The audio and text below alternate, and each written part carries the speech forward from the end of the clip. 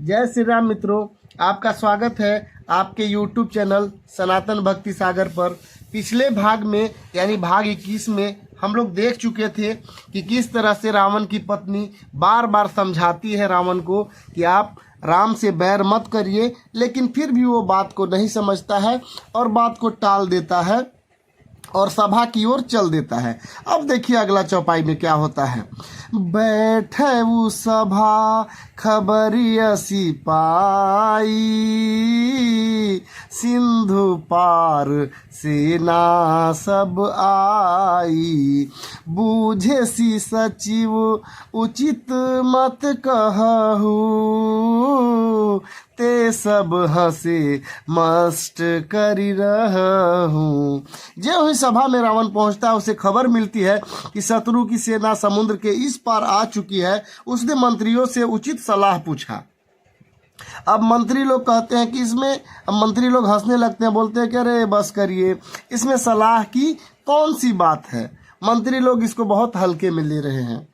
उसके बाद का चौपाई है, जीते हूँ सुरासुर तब श्रम नाही, नर बानर के ही लेखे माही। आपने वो कहते हैं राक्षस लोग और उसके मंत्रीगण कि आपने देवताओं और राक्षसों को जीत लिया है, तब तो कुछ मेहनत ही नहीं करना पड़ा, श्रम ही नहीं करना पड़ा, फिर मनुष्य और वानर किस गिनती में है। सब लोग मजाक उड़ाने लगते हैं, हंसी करने लगते हैं कि अरे वो लोग वापस आ ही गए हैं तो इससे क्या होने वाला है, हम लोग तो जीत चुके हैं सबसे पहले देवताओं को और सभी राक्षसों को आपने जीता है, उसमें मेहनत ही नहीं करना पड़ा, इससे क्या होने वाला है। वो सब हल्का में ले लेते हैं इस बात को। उसके बाद का चौपाई देखिए क्या कह रहा है, दोहा है उसके बाद। सचिव वैद गुरु तिनी जो प्रिय बोलहि भय आस, राजधर्म तन तीनी कर होई बेग ही नाश। मंत्री वैद गुरु ये तीनों यदि अप्रसन्नता के भय या लाभ के आशा से हित की बात न कहकर प्रिय बात बोलते हैं, यानी कि ठकुर सुहाती करने लगते हैं, तो क्रमशः राज्य, शरीर और धर्म तीन का शीघ्र ही नाश हो जाता है। देखिए कितना अच्छा सुंदर सा चौपाई है और बहुत ही ज्ञान के बात बताया जा रहा है। यहाँ पर बोल रहा है कि अगर कोई राजा है या कोई भी सलाहकार है, उसका मंत्री हो, वैद्य हो, गुरु हो, ये तीन लोग मंत्री, वैद्य और गुरु अगर अप्रसन्नता के कारण, भय के कारण, मतलब ऐसा ना हो कि वो लोग डर रहे थे कि अगर मैंने सच कह दिया तो रावण गुस्सा हो जाएंगे, अगर नहीं कहते हैं भय के कारण, कुछ लोभ के कारण, मंत्री लोग या गुरु लोग या वैद्य लोग लोभ के कारण या कुछ आशा के कारण आपके लिए प्यारा प्यारा बात बोलते हैं, मतलब सच न बोलते हैं, तो समझ जाइए कि आपका राज्य, मतलब अगर वैद्य मंत्री ने अगर किया गड़बड़, आपके लायक बात नहीं किया आपका चापलूसी करने में, तो आपका राज्य चला जाएगा। वैद्य ने अगर वैसा नहीं किया तो आपका शरीर चला जाएगा और गुरु ने अगर चापलूसी किया तो आपका धर्म, तीन का शीघ्र ही नाश हो जाता है। बहुत अच्छा बात बताया। इसलिए मंत्री, वैद्य और गुरु को कभी भी गलत सलाह नहीं देना चाहिए, ये कहा जा रहा है श्री रामचरितमानस के इस दोहे में। उसके बाद का जो अंतिम दोहा है देखिएगा, चौपाई है, सोई रावण कहू बनी सुहाई, स्तुति करही सुनाई अवसर जानी विभीषणु आवा, भ्राता चरण शिशु ते ही नावा। अर्थात रावण के लिए भी वही सही सहयोग, रावण के लिए वही सहायता का संयोग आ बना। मंत्री उसे सुना कर मुंह पर स्तुति करते। इसी समय अवसर जानकर विभीषण आए और उन्होंने भैया के चरणों में प्रणाम किया। रावण के जो सारे मंत्री थे वो चापलूसी कर रहे थे और मंत्री उसे सुना कर हंस कर, मतलब मंत्री लोग सिर्फ रावण के लायक ही बात बोलते थे। कारण था कि वे डरे भी हुए थे और वो अपने राजा के पक्ष में ही बोलना चाहते थे, वही बात बोलना चाहते थे जो राजा रावण को पसंद था। इसी समय अवसर देखकर विभीषण जी आए, उन्होंने अपने बड़े भाई रावण के चरणों में प्रणाम किया। उसके बाद का चौपाई देखिएगा, पुनि सिरुनाई बैठ निज आसन, बोला बचन पाई अनुशासन, जो कृपाल पूछहूँ मोहि बाता, अनुरूप कहूँ हित ताता।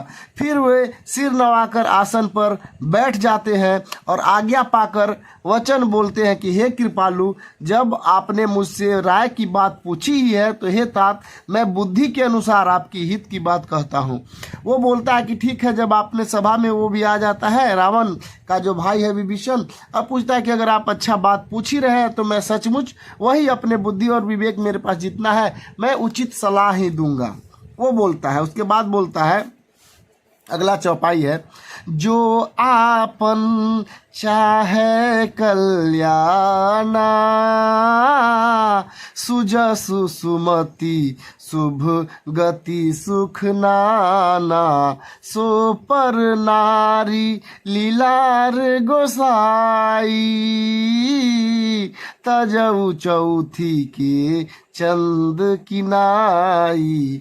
अर्थात जो मनुष्य अपना कल्याण, सुंदर यश, सुबुद्धि, शुभ गति और नाना प्रकार के सुख चाहता हो, वह हे स्वामी पर स्त्री के ललाट के चौथ के चंद्रमा की तरह त्याग देता है। अर्थात वह जैसे लोग चौथ के चंद्रमा को नहीं देखते, उसी प्रकार पर स्त्री का सुख ही नहीं देखे, मुख ही न देखे।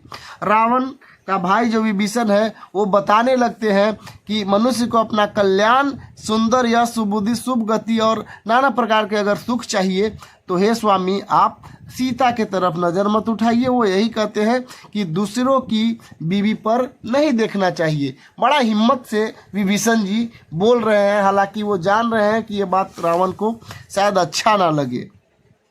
अब देखिए, 14 भुवन एक पति होई, भूत द्रोह तृष्टई नहीं सोई, गुण सागर नागर नर जो, अलप लोभ भल कहई न को। वो बोलते हैं कि 14 भुवनों का एक ही स्वामी हो, वह भी जीवों से वैर करके ठहर नहीं सकता, नष्ट हो जाता है। जो मनुष्य गुणों के समुद्र और चतुर होते हैं, उसे चाहे थोड़ा भी लोभ क्यों न हो, वे उनका तो भी कोई भला नहीं हो सकता है। वो बोलते हैं कि अगर कोई भी बड़ा, कितना भी बड़ा क्यों न हो, अगर उसके अंदर लोभ है तो उसका भला नहीं हो सकता है। बहुत ही ज्ञान की बात बताते हैं विभीषण जी। कुल मिला के उन्हें समझा रहे हैं कि आप सीता को छोड़ दीजिए, लेकिन इसका देखिए परिणाम तो अच्छा नहीं होने वाला है। देखिए क्या होने वाला है। दोहा है, काम क्रोध मद लोभ सब नाथ करक के पंथ, सब परिहरी रघुबीर रही भजहु भजहि जेहि संत। हे नाथ, आप काम क्रोध मद और लोभ ये सब नरक के रास्ते हैं। वो बता रहे हैं कि ये जो काम क्रोध लोभ है सब नरक के रास्ते, इन्हें छोड़कर श्री राम जी का नाम को भजिए, जिन्हें संत सत्पुरुष भजते हैं।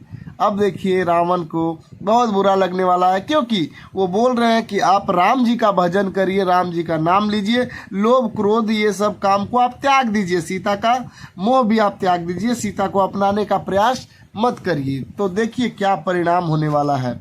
अगला चौपाई है, तात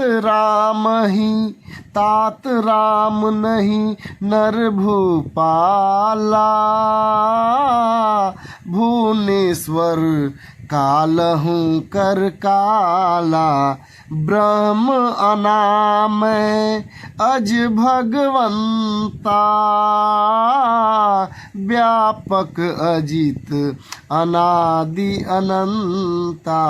वो बताने लगते हैं कि हे तात, राम मनुष्यों के ही राजा नहीं है, वे समस्त लोकों के स्वामी हैं, काल के भी काल हैं। वे संपूर्ण ऐश्वर्य, यश, श्री, धर्म, वैराग्य एवं ज्ञान के भंडार हैं, भगवान हैं। वे निरामय हैं, विकार रहित हैं, उनमें कोई कमी नहीं है, अजन्मा है, व्यापक है, अजय, अनादि और अनंत ब्रह्म है।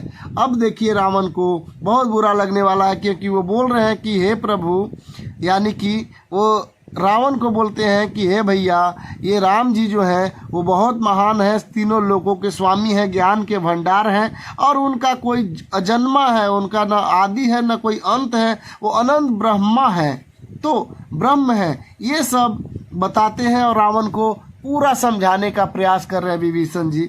उसके बाद का चौपाई है, देखिएगा। गो द्विज धेनु देव हितकारी, कृपा सिंधु मानुष तनुधारी, जन रंजन भंजन खल ब्राता, वेद धर्म रक्षक सुनु भ्राता।